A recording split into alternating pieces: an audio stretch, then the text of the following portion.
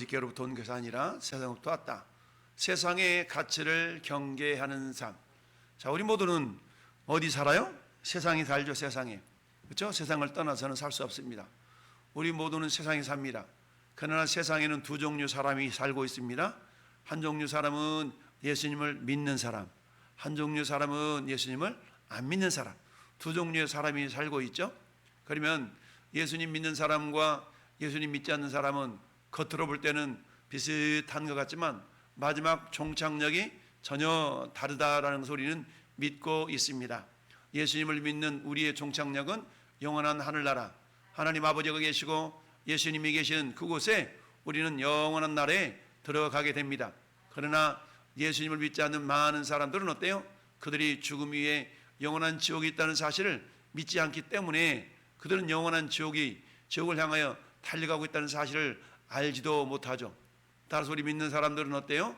이미 천국을 향하여 한 걸음 한 걸음 다가가고 있고 이미 우리 안에는 천국이 이루어졌음에도 불구하고 여전히 예수 그리스도를 믿지 않고 거부하는 많은 사람들 속에 우리가 살아가지만 그들과 동화되어져서 사랑하는 자들이 아니라 우리는 그들을 따라합시다.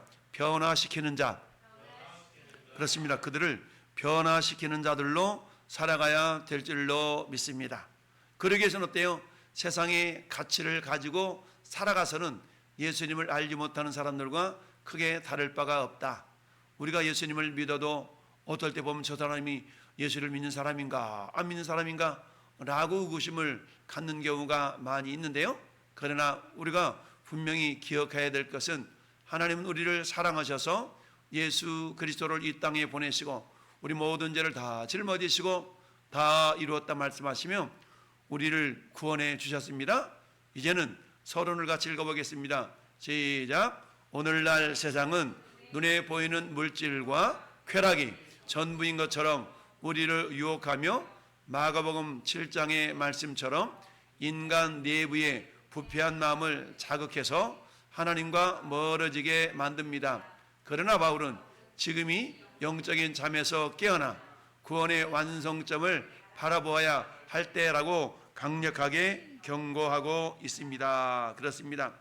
여러분, 마귀가 하는 짓이 뭐예요? 마귀가 하는 짓은 세상을 통하여서 눈에 보이는 물질 그리고 쾌락 이것이 전부인 것처럼 우리를 유혹합니다. 그렇게 유혹해서 어떻게 하려고요? 우리로 하여금 우리의 마음이 하나님으로부터 멀어지도록 만드는 겁니다. 여러분, 내 마음이 하나님으로부터 멀어지고 있다는 증거, 가장 쉽게 찾을 수 있는 증거는 뭡니까? 첫째, 기도하기 싫어져요. 기도하지 않습니다. 둘째, 말씀에서 멀어집니다.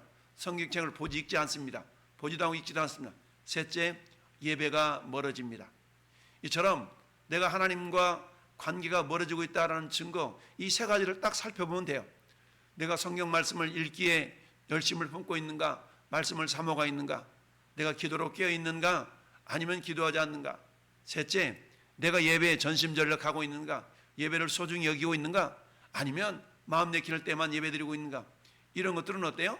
결국 내가 하나님으로부터 가까이 있는 자인가 멀리 있는 자인가를 가늠할 수 있는 하나의 지침이 될 수가 있는 것이죠. 그러나 바울은 오늘 말씀 읽은 대로 영적인 잠에서 깨어나서 구원의 완성을 바라보며 나아가라 라고 말씀하고 있습니다. 여러분, 2000년 전 우리 예수님은 십자가에서 세상 권세를 다 이기셨고 그 주님은 지금도 변함없이 우리의 삶의 주인이 되십니다.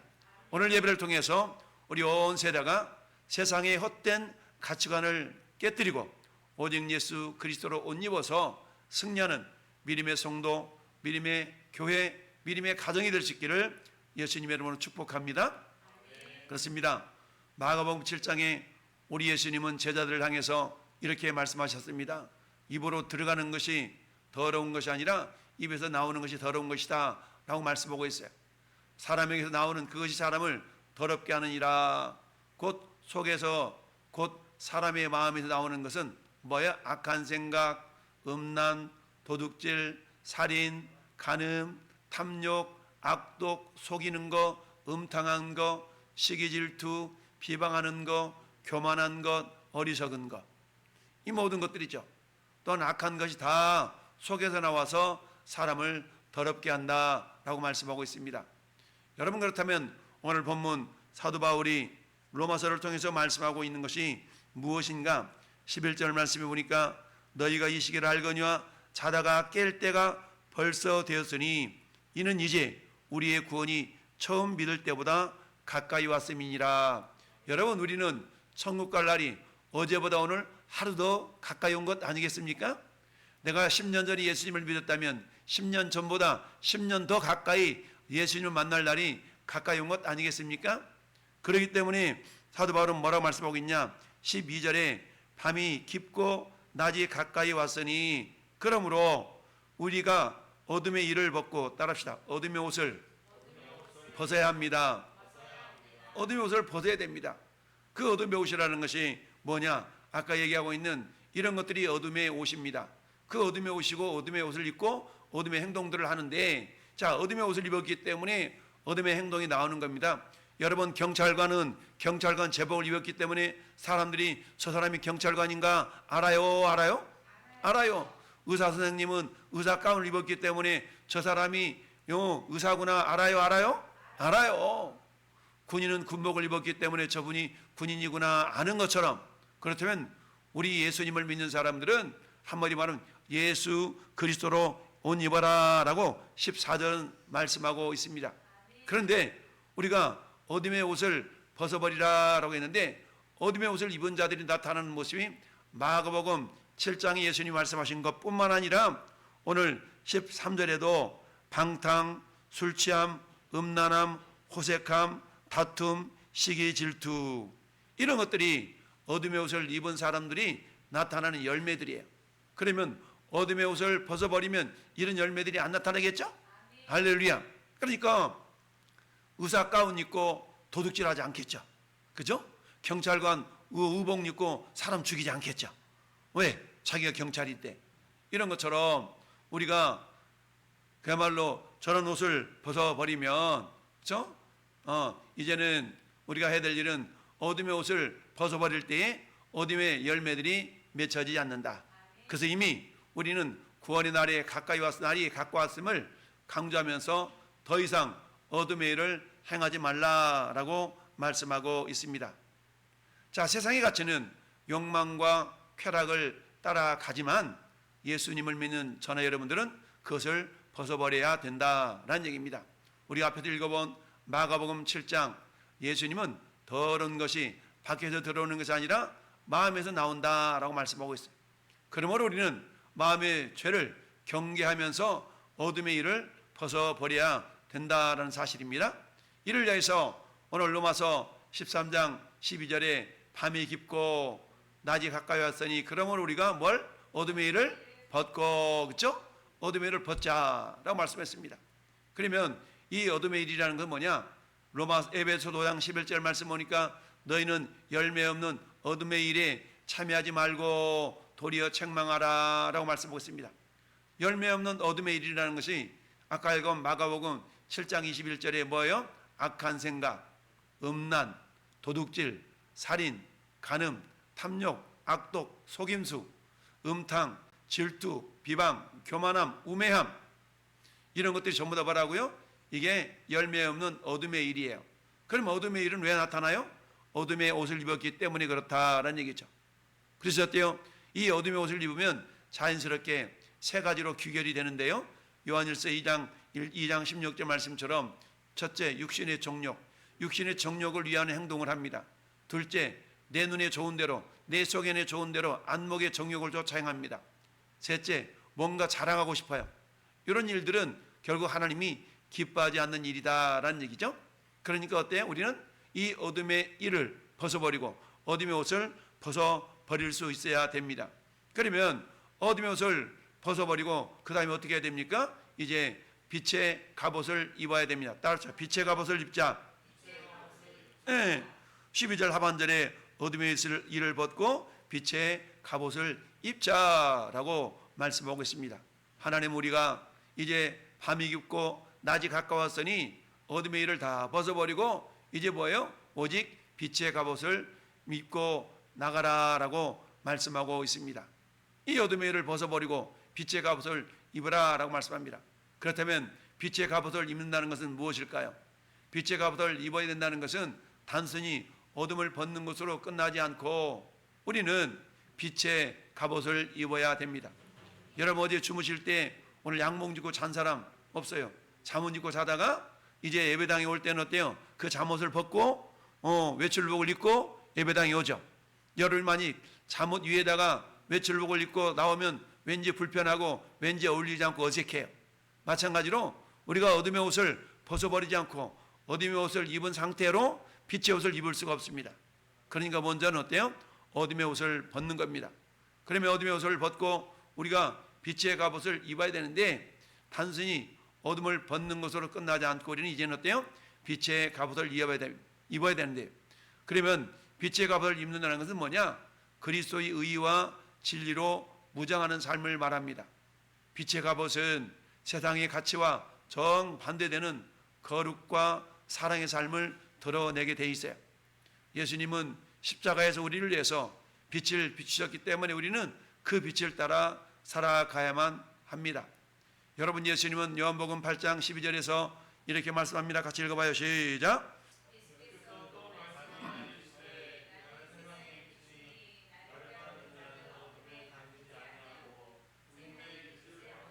아멘. 나는 세상의 빛이다. 그러면서 그 빛인데 우리가 해야 될 일은 뭐예요? 그 빛 대신 예수님을 따라가라 라고 말씀하고 있어요. 그래서 나를 따르는 자는 어둠에 다니지 않는다. 이 말은 우리가 어둠의 옷을 벗어버리는 방법이 뭐냐? 그것은 예수님을 따라가는 거라는 거예요. 여러분 예수님을 따라갈 때 어둠의 옷은 자연스럽게 벗어지게 되어 있습니다. 할렐루야. 그러니까 우리가 예수님을 따라가는 자, 그런 자 생명의 빛 때문에 어둠과 빛은 공존할 수가 없잖아요. 빛이 들어오면 어떤 깜깜한 어둠도 다 물러가게 돼 있어요. 그래서 우리는 어때요? 어둠아 물러가라 라고 할 수도 있겠지만 우리 안에 예수 그리스도의 빛으로 가득 채우면 우리 마음 가운데 있는 어둠의 옷은 자연스럽게 벗겨지게 될 줄로 믿습니다. 그리고는 성경 말씀합니다. 에베소서 6장 11절에 마귀의 간계를 능히 대적하게 하여 하나님의 전신갑주를 입으라. 할렐루야. 하나님의 전신갑주를 입을 것을 명령하고 있습니다. 이게 곧 뭐라고요? 빛의 옷을 입는 겁니다. 빛의 옷을 입는 것은 하나님의 전신갑주를 입는 거예요. 그러면 하나님의 전신갑주를 또는 취하라, 입으라 라고 말씀하고 있는 왜 하나님의 전신갑주를 입어야 되는가? 이는 악한 날에 너희가 능히 대적하고 모든 일을 행하는 후에 어떻게 해요? 서기 위함이라. 우리가 전쟁에서 패배하면 안 되잖아요. 전쟁에서 승리하도록 하기 위하여서 우리는 하나님의 전신갑주를 입어야 될 줄로 믿습니다. 하나님의 전신갑주는 뭐냐? 따라합시다. 진리의 허리띠, 의의 호심경, 복음의 신발, 믿음의 방패, 구원의 투구, 성령의 검, 이런 것들이 하나님의 전신갑주예요. 성령의 검을 다른 말로 말하면 하나님의 말씀이다 라고 말합니다. 따라서 우리는요 하나님의 빛의 갑옷을 입는 것, 하나님의 전신갑주를 입는 것인데요, 우리가 이처럼 구원의 투구와 의의 흉배와 그야말로 진리의 허리띠와 그 다음에 믿음의 방패와 복음의 신발과 그 다음에 어때요? 성령의 검을 가져서 악한 것들을 다 대적하고 주님 앞에 당당히 설 수 있는 자들이 되어야 될 줄로 믿습니다. 그런데 이 모든 것들을 말씀을 가지고 있다 할지라도 기도로 뒷받침이 되어져야 됩니다. 할렐루야. 그래서 말씀과 기도는 항상 동전의 양면과 같아서 같이 나아가는 겁니다. 세 번째 결론적으로 뭐냐? 따라합시다. 그리스도로 옷 입어야 합니다. 네, 그리스도 옷 입어야 됩니다. 여러분 마지막으로 주 예수 그리스도로 옷 입으라 라고 14절은 말씀하고 있습니다. 이 말은 단순한 도덕적 삶이 아니라 그리스도의 구속적 은혜를 덧입는 삶인데요, 세상의 가치를 경계하는 힘은 오직 예수 그리스도 안에서 나오게 되어 있습니다. 할렐루야. 그래서 예수는 나의 힘이요, 이런 찬송가가 있는 것처럼 세상을 이길 수 있는 힘은 세상이 어떤 것으로도 이길 수 없습니다. 여러분 수렁에 빠진 사람을 건질 수가 없잖아요. 수영할 줄 몰라서 물속에 허우적거리는 사람이 또 다른 허우적거리는 사람을 건져낼 수 있어요, 없어요? 못 건져요. 마찬가지로 우리는 오직 예수 그리스도 능력으로만이 이 어둠의 일을 벗어버릴 수가 있는 줄 믿습니다. 따라서 그리스도로 옷 입는다는 것은 한마디 말하면 따라합시다. 예수님의 뜻을 따라 거룩한 삶을 사는 겁니다. 거룩이라는 구별됨이에요. 구별됨. 여러분, 우리는 군인을 딱 보면 군복 입으면 군인이다 알아보죠. 경찰관 제복을 입으면 경찰이다 알아보죠. 의사 가운을 입으면 의사다 알아보죠. 법복을 입으면 법관이네 알아봅니다. 그러면 우리는 그리스도로 옷 입으면 세상 사람들이 우리를 그리스도인이네 라고 알아봐야 되겠죠. 할렐루야. 그렇습니다. 우리의 구별된 모습으로 거룩한 삶을 통해서 세상 사람들은 우리를 저 사람은 하나님의 사람, 예수 믿는 사람이네 라고 알아볼 수 있어야 됩니다. 예수님을 믿었음에도 불구하고 우리 속에 이런 구별됨이 없다면 이것은 그리스도로 옷 입은 사람이 아니라 여전히 어둠의 옷을 입고 있는 사람이다 라고 말할 수가 있습니다. 오직 주 예수 그리스도로 옷 입고 정욕을 위하여 육신의 일을 도모하지 말라라고 성경은 말씀하고 있습니다. 갈라디아서 2장 23장 27절도 같이 읽어봐요. 시작. 누구든지 그리스도 합하기 위하여 세례를 받은 자는 그리스도로 옷 입었느니라. 아멘. 우리는 전부 다 세례 받은 자들이잖아요. 그러니까 이미 우리는 그리스도로 옷 입은 자인 줄 믿습니다. 그러니까 어때요? 그리스도로 옷 입었다는 것은 경찰관 제복을 입으면 사람들이 저 사람 경찰이야 라고 구별되게 알아보는 것처럼 우리는 그리스도로 옷 입은 자들이기 때문에 세상 사람들이 우리를 바라볼 때에 어떻게 해요? 야, 저 사람은 예수 믿는 사람이네. 어떻게 할 수 있어요? 구별된 삶으로, 거룩한 삶을 알 수 있는 겁니다. 이 아침에 우리는 어때요? 성경책을 들고 예배당에 오는 모습을 보면서 세상 사람들이 저 사람 교회 가는 거 보니까 예수 믿는 사람이네. 우리의 그리스도로 옷 입었다는 얘기는 성경책을 들고 예배당에 나가는 이런 모습들도 거룩한 옷을 입은 사람들의 모습인 줄 믿습니다. 뿐만 아니라 골로새서 3장 10절에 이렇게 말씀해요. 새 사람을 입었으니 이는 자기를 창조하신 이의 형상을 따라 지식에까지 새롭게 하심을 입은 자니라 라고 말씀합니다. 뭐가 새롭게 되었어요? 우리의 생각과 말과 행동이 달라진 겁니다. 예수님을 믿으면 우리의 생각이 달라져요. 예수님을 믿으면 말이 달라져. 할렐루야. 예수님을 믿었음에도 불구하고 예수 믿기 이전에 말 형태가 동일하게 말이 나온다면 이 사람은 여전히 어둠의 옷을 입고 있는 사람이에요.